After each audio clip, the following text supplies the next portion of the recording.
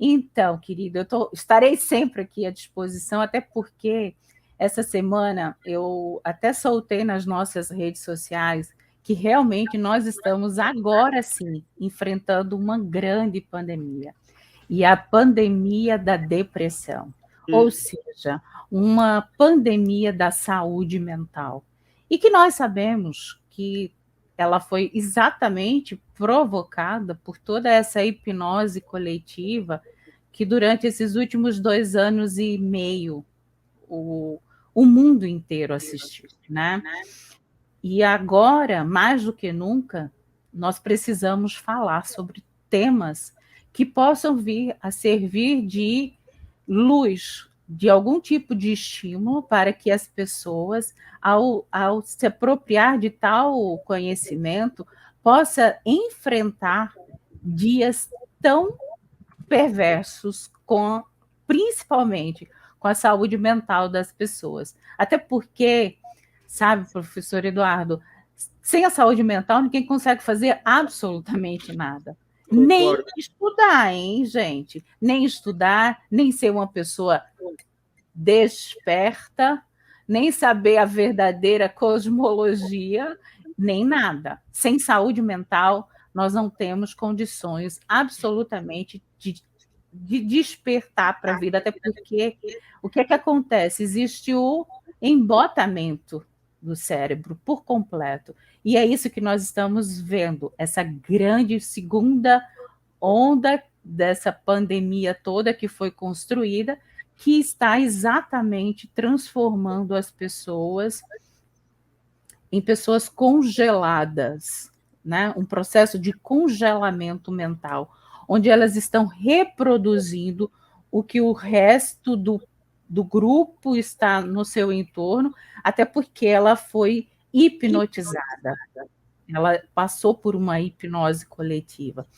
E aí, tem condições, né? Você me pergunta, tem condições da gente fazer alguma coisa?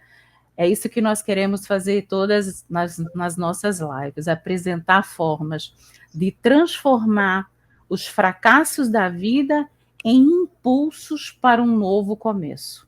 Sim. E para isso a gente precisa conhecer alguns estudos e entender, por exemplo, o que é a diferença entre personalidade, pessoa, indivíduo.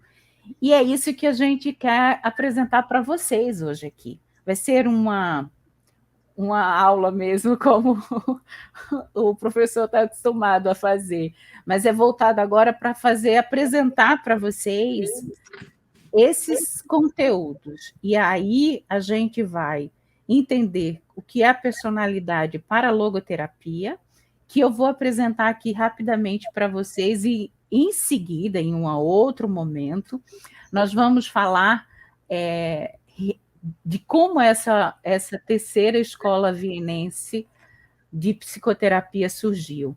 E por que eu trago isso? Porque o Viktor Frankl, que é o idealizador, ele tem toda a capacidade teórica e prática para nos auxiliar neste tempo atual.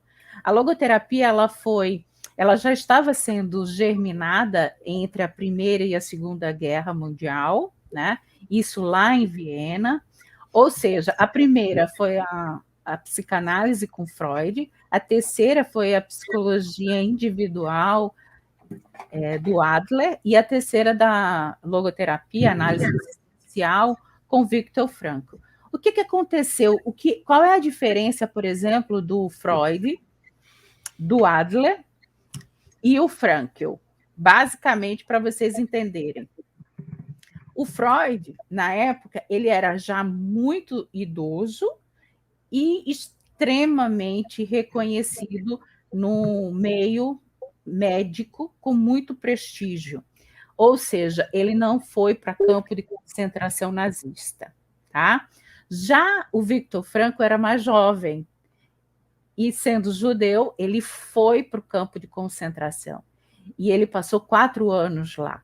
E ele sentiu na prática a logoterapia, ou seja, ele pôs em prática. E eu sempre falo que nós precisamos realmente, muitas das vezes, entender o fundo do poço para que a gente possa sair de lá e ajudar milhões e milhões de pessoas, como foi o caso dele.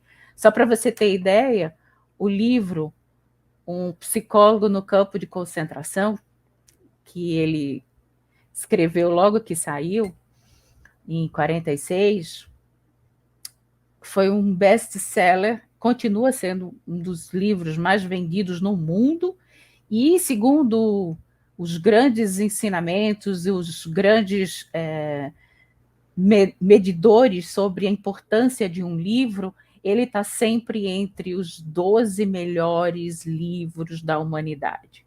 Então, fazendo essa breve apresentação sobre a logoterapia, a gente vem de maneira prática apresentar para vocês a personalidade na antropologia da análise existencial.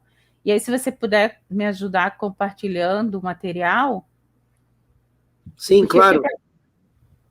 Porque o que acontece, pessoal? A vida está nos confrontando com situações limites.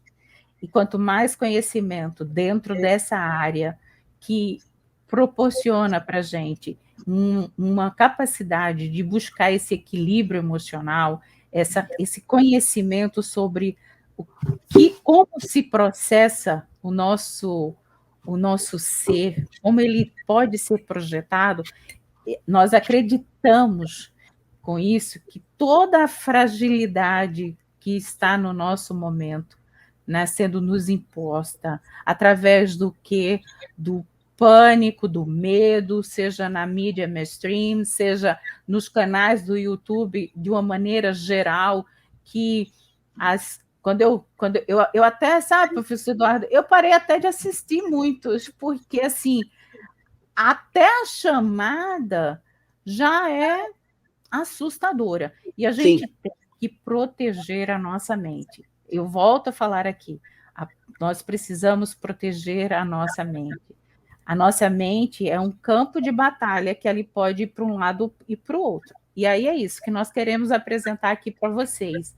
Chances de vocês se depararem com conhecimentos que vão realmente fortalecer a tua dimensão noética, que vem seguida aí, para falar para vocês aí.